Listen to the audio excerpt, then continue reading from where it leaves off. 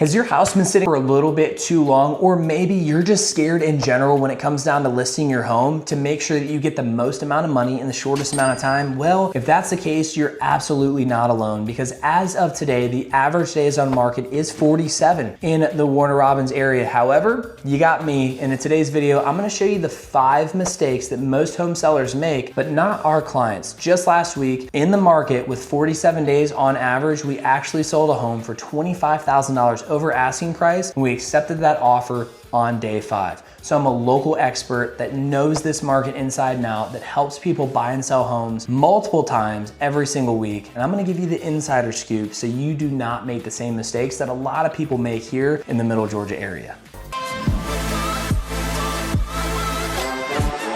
And the first one, let me just throw it out there. It's overpricing the home. Every single time when I'm on the buyer's side and I'm trying to negotiate for the best deal possible, I really like targeting homes that have been sitting on the market and they're stale because the seller overpriced the home. Any day past 14, you begin to lose on negotiations and you really don't have a whole lot of ammo to be able to negate and block those low offers that are going to come in. A lot of sellers say, hey, I wanna test the market. I wanna see what I can get. That's not what you wanna do. A home is worth 2 things: what a buyer's willing to pay and what a bank is willing to loan. And what a bank is willing to loan is the appraised value of that home. So really what you need is to have an appraiser come into your home, properly measure the home and see what it is worth. And I'm gonna give you a little insider scoop here. The homes are properly measured on the outside. It's not the interior square footage. It's actually, you take one of those little rolly things, okay? And you measure the outside of the home. Let's say it's an all brick house, bricks thicker, right? It's going to be more square footage. I have, no joke, helped buyers get into homes, and it breaks my heart on the seller side.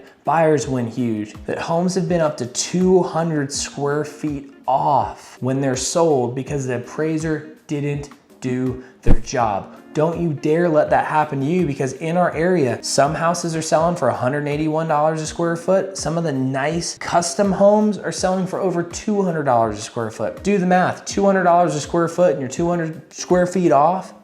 It's throwing a lot of money in the trash. Do not overprice your home. Make sure that you get it properly appraised. And I have a contact that actually does this for me because of the relationship that I have. And they only charge me a very short fee, small fee, that I actually pay out of pocket myself to make sure that when I go and sell a home, that we come from that position of knowing what a bank is willing to loan so that we can get into proper marketing and get you more than what it's worth. And next on the list is neglecting staging and repairs on the home. Now here in the Middle Georgia area, we don't typically see a whole lot of home staging, right? Like a company comes in, they move in furniture, they redo your decor. But what I call staging is the actual layout and setup of your home. Are the blankets folded? Is it clean? Are the paintings and the pictures of your family that are personal, are they taken down, right? Because a home buyer is gonna walk in. They're gonna be there with their spouse. It might be the first home that they're buying. They're looking around and they're oohing and they're eyeing and say, honey, this could be our first home together. And then all of a sudden they see a picture of you and the spouse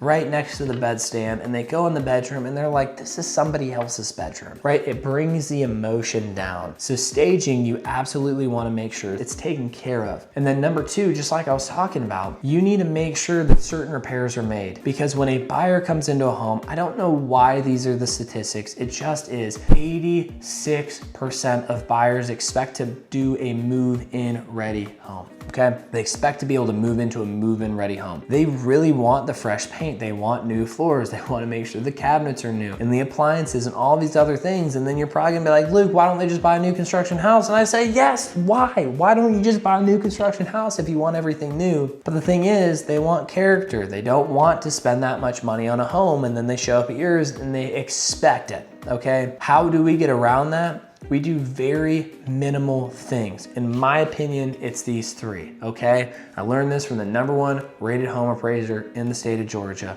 3 things. Curb appeal.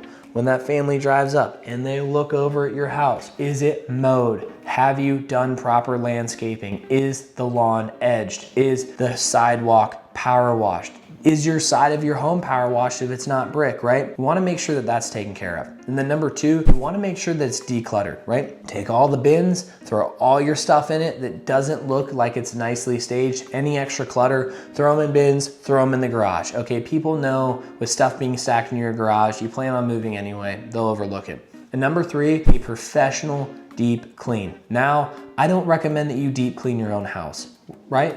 We're nose blind to our own home. You ever walk into a friend's house and you smell it and it's different than yours, right? You smell something that they don't. And when you can have a professional home cleaner come in and deep clean it from the ground up, I'm talking they wipe down the window blinds, okay? They are scrub-a-dub-dubbing that tub. You wanna make sure that you get that done. And if you need a good contact here for the local area that won't break the bank and actually does a phenomenal job, I have your back. But never neglect those things. And I understand, I said minor repairs, that can usually get you around having to make those or repaint the walls or do anything, because if it smells clean, it looks clean, it is clean, it's decluttered, and it looks nice on the outside, you have a lot more room to work with. And number three on this list is near and dear to my heart. It's poor marketing and advertisement. You cannot have, under any circumstances, iPhone photos as the listing photos on Zillow, Realtor.com, Trulia, Homes.com, anywhere where this house is seen. You cannot have iPhone photos. You have one chance to make a first impression.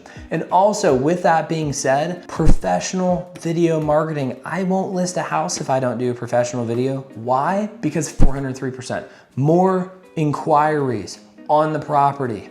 Okay, that means I have 403% more activity than the average agent here in the local marketplace. And that's why we sell homes so quickly, because we got 4 times the at-bats. I just need the person at the house and I'm gonna be able to sell them for you. You need to make sure that you have that professional marketing done, and not just professional marketing done, because definition of marketing is, right, making known the property for free, right, through organic, through Realtor.com, Zillow, all of those platforms. But advertisement is paid eyeballs. We have this beautiful marketing that we have. Now we're gonna throw some ad dollars on it, and we're going to run it to the right audiences, right? The right person at the right place at the right time on the right device. Phones are different from tablets, are different from computers, are different from TVs. We need to make sure that your house is getting in front of those specific people. That's something that I specialize in. I'm a super data nerd. I know where they're at. I know how to run those targeted advertisements. You cannot sleep on marketing and advertisement. If you get anything from this video, it really should be all these steps. Because if you do any of these wrong, you're really just throwing out tens of thousands of dollars. Not thousands of dollars, tens of thousands. But this is the #1 reason why people lose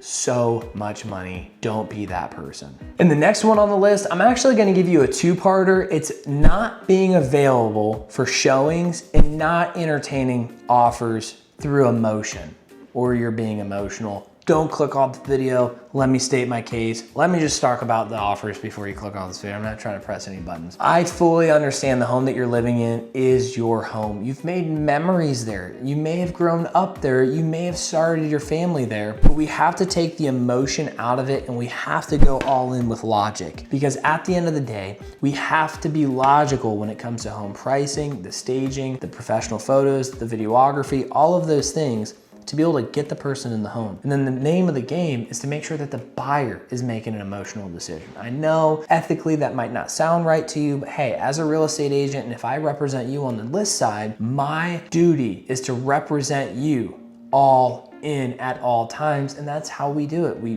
lead with logic, we push that emotional side when it comes down to negotiation, be able to make sure that you get the most amount of money at the end of the day. You cannot make emotional decisions when it comes down to offers, right? Usually the first offer that you receive, just to let you know, is usually the strongest and largest of them all, because we usually receive that within the first few days. And as days on market continue to increase, the likelihood that you get a higher price offer continues to decrease, because buyers know that there's going to be room for negotiations. And then that second part is limiting access to your home. I understand it is so inconvenient to leave your house and to come back, and to leave and come back, but you have to understand, right? Buyers, they might be coming from out of state. They might have to get off of work and do it in an evening when you were planning on cooking dinner, Saturdays, Sundays. You need to be able to give that access. And really, there's 2 options for you. Number 1, just be perfect and have it clean at all times, be able to leave whenever you want, including your animals. okay? That may not work for you, but option number 2 is have us do a mega open house, or do a mega open house if you're watching this video and you already have a signed agreement with a realtor. If you don't have a signed agreement from another realtor, I would love the opportunity to interview for the position of being your agent and see if there's potential to be able to earn your business. Because what I'll do is host a mega open house, have it be a 5-hour period, and make sure that all of the people that want to come and see your house can be there during a specific time. And we will just say that we are collecting offers at the end of the open house, and we will see who wins. It really drives a lot of attention if you do it the right way, with the proper marketing, with the proper advertisements, and then properly marketing to agents that have buyers in that price range. I have access to every single agent here in the state of Georgia, and if they're set up on the MLS, I even know if they have buyers within the price range of your home. I take care of all of that for you. But at the end of the day, being inflexible and showing a lot of emotion during the offers can absolutely kill the deal. And last but not least on this is being a for sale by owner. I completely understand you want to sell your house on your own. Number one reason is you want more money. I totally understand that. But the statistics show that on average, it doesn't even make logical sense, okay? I don't know how these are the statistics, but this is coming from the local real estate attorney firms with hard data. On average, 22%